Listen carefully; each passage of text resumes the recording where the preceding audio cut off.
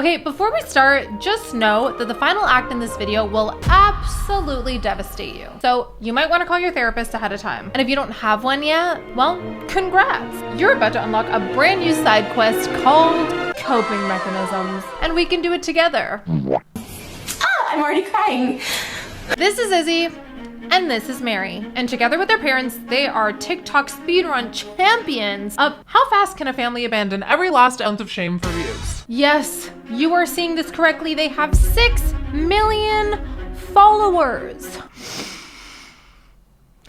And today we are diving headfirst into the gluttonous void that they call content. Now, the majority of these videos are on Izzy and Mary's dad's account, Miguel, which Miguel, shame on you, okay? Respectfully. Actually, you know what? No, disrespectfully. You are so wrong for this. But 6 million followers? You already know exactly whose pockets that money is going into. Come on, his pants must be sagging low from how heavy his pockets must be with all that money in there. I would say hold my hand, but there's no napkin thick enough for this. But spiritually, hang on. And if we don't make it out, tell my Sims I love them. And also clear my browser history because I'm not dying like that. You're about to watch a pair of full-grown parents scrutinize their daughters for a paycheck. Therapy session should have been their first sponsor, and their second should have been a health and wellness educator. But no. Instead, they chose Mountain Dew and Diet Coke. Because nothing says family bonding like gout and 4K. It's gonna be good, and we're all gonna have fun. Now, once upon a time, this was a normal and cringe but innocent family channel. Now, it's a WWE Happy Meal where the Royal Rumble prize is diabetes. So in case you have been living under a rock, let me help you set the scene. There's this trend where parents lay out a Whole Foods worth of junk food on a table, an island, a flat surface area, and put their children behind it. Now, they call out item by item, Cheese balls, burger, ice cream. and whichever person grabs it first wins. In theory, that sounds super cute, right? Wrong. Because what exactly do they win? A trophy made of high fructose corn syrup? Or maybe a loyalty punch card to urgent care? It turns out as of today that all they win is unchecked emotional volatility and perhaps a brand deal which does nothing but line their parents' pockets. But anyway, moving on. Every single week, every single video, the tables look more and more like they're Gordon Ramsay's worst migraine. Processed cheese, deep fried oils, a corn syrup slip and slide. It's giving, how many FDA violations can we manifest in one sitting? At this point, the USDA is even watching with binoculars, whispering, "Abort mission." Meanwhile, the FDA just updated their food pyramid, and it now contains a warning sign shaped like Izzy and Mary's carefully curated snack table. Broccoli. Squash. Bruh. McChicken. Hamburger. I don't want to laugh. I don't want to laugh, and I feel like a bad person for laughing. But why does Izzy treat vegetables like they've just insulted her ancestors? And Mary, bless her soul, this girl's been through her own weight loss journey, even though her parents clearly hate her for it. But Izzy, she's still dive bombing the Hershey's like it's the NFL draft combine. And if you listen closely, you can hear the broccoli softly sobbing. Broccoli. It was at this moment that he knew. He fucked up. Broccoli.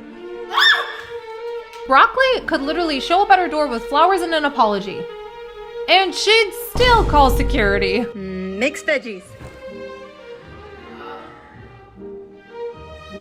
I will say a lot of it is funny. A lot of it is funny. Like, I hate that it makes me laugh. I'm just glad it's not just me that thinks this, okay? Because the more that I did research for this video, the more that I see that there's actually a lot of people out there that are like, I feel so bad. This is horrible. They're posting TikToks like, obviously she's getting forced to do this. So hopefully something good comes of it. One broccoli floret, one mission. She's got 0 chance. Come on, Izzy. Izzy! No! Why is that being encouraged? And why was she not put in her place for doing that? That is crazy. Actually, they both are giving NFL draft. Why is my fight or flight being activated because of string cheese? Oh my God, will you look at that? My cortisol level's so high, my Apple Watch is dialing 911. Nice job, team. Also, did anybody else used to watch Ratchet Fights on World Star Hip Hop? Tell me that wasn't just me. Tell me. That couldn't have been just me. Take a look because you'll feel it. Actually, don't take a look. Either way, it's giving the exact same internal cringe. I can literally hear my brain cells filing HR complaints as I'm watching this. And one even emailed me per my last email, and I deserved it. My last 2 brain cells are unionizing as we speak. Okay, when you shove it in your mouth, don't wipe it off. This is what the comments like. Trust me. The messier, the more clicks. Don't worry, shove her out the way if you have to, okay? The more violent, the better. Knock Mary into the punch bowl if you have to. Forget the game rules, okay? This is the real Hunger Games. You got this, girl. You got this. It's not parenting. It's not parenting. It's theater in a world where tickets are free, actors are broke, and somehow the directors and writers are still making millions. If Shakespeare could see this, he'd fake his own death.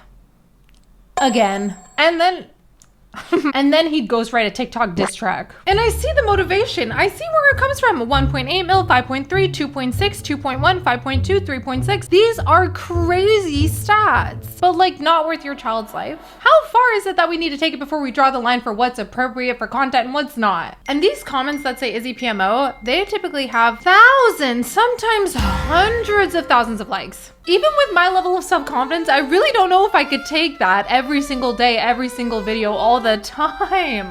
Not by millions of people, you know what I mean?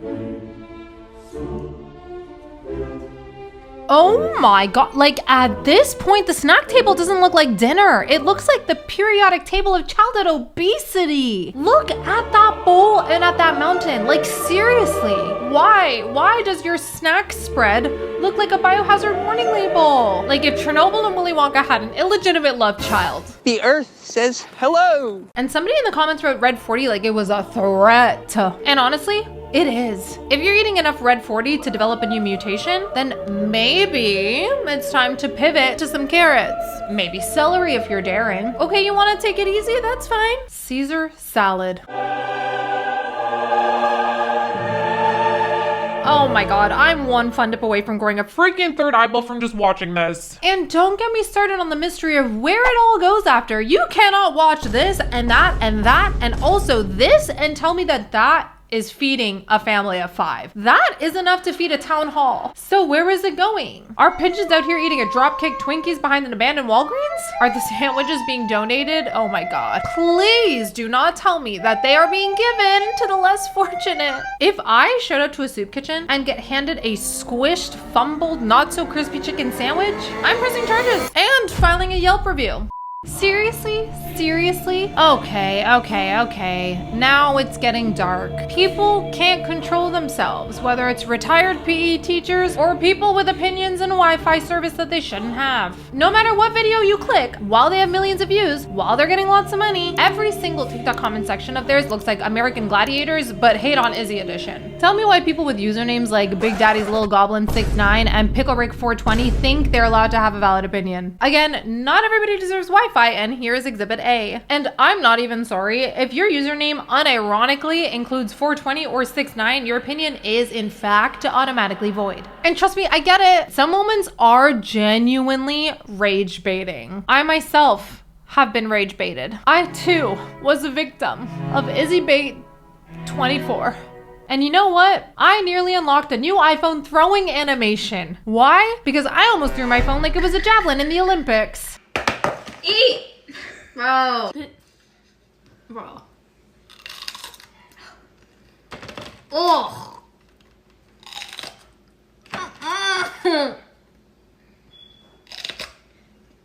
Oh, no, honey. Oh my goodness. Honestly, that's not normal exposure therapy. That is trauma with sprinkles. Funfetti PTSD. And the next time you see me flinch at a rainbow cake, Mind your business. but the worst part about all of this is that they're intentionally making Izzy so hateable. They're making sure that she starts videos eating on purpose. Izzy, stop eating the chicken before the video. Izzy!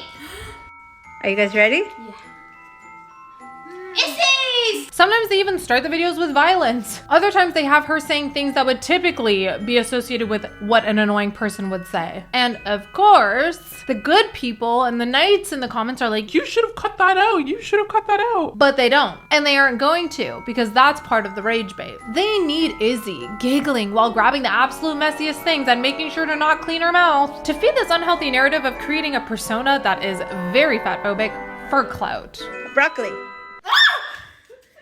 The whole point is she's always making sure to do something or the other that is hateable. And people do rage, and thus Izzy remains the bait. tell me how that's okay for mental health. Like, it is plain and simple. It's so obvious, just rage bait on steroids. You ready? Yeah. Pepperoni pizza. Ow, you pulled my hair! Oh God. Meanwhile, Izzy's pancreas is clocking in overtime before she even hits puberty. Guys, I got Wendy's. What is that?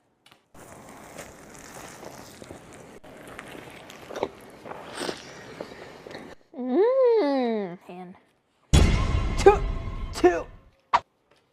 Oh my gosh, that's just not cute. It's just not cute. And even I catch myself being like, oh my God, honey, that is like not slay behavior. It's just therapy copay with a ring light on it. Because yes, duh, junk food's really fun sometimes. I know very well how fun junk food can be. Because if you put a cosmic brownie in front of me right now, girl, I will fold faster than a dollar store lawn chair. But imagine doing this every single week.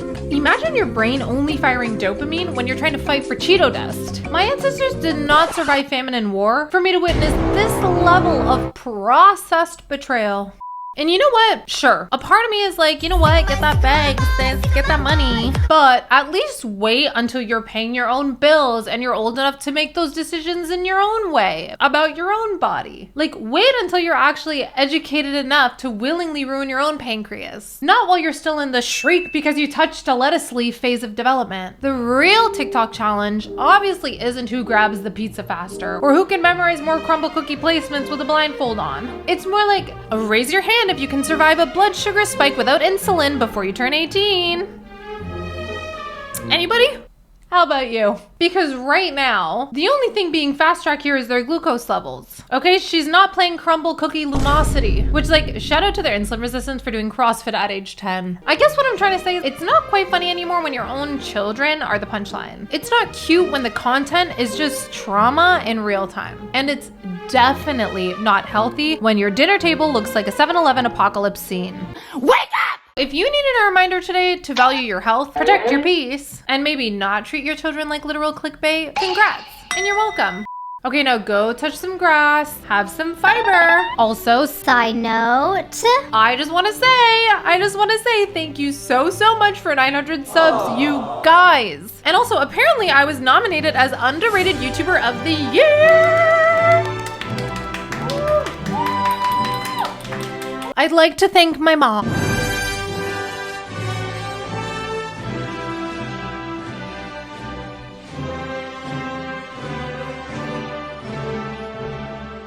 All right, my dog's eating. Build their own village.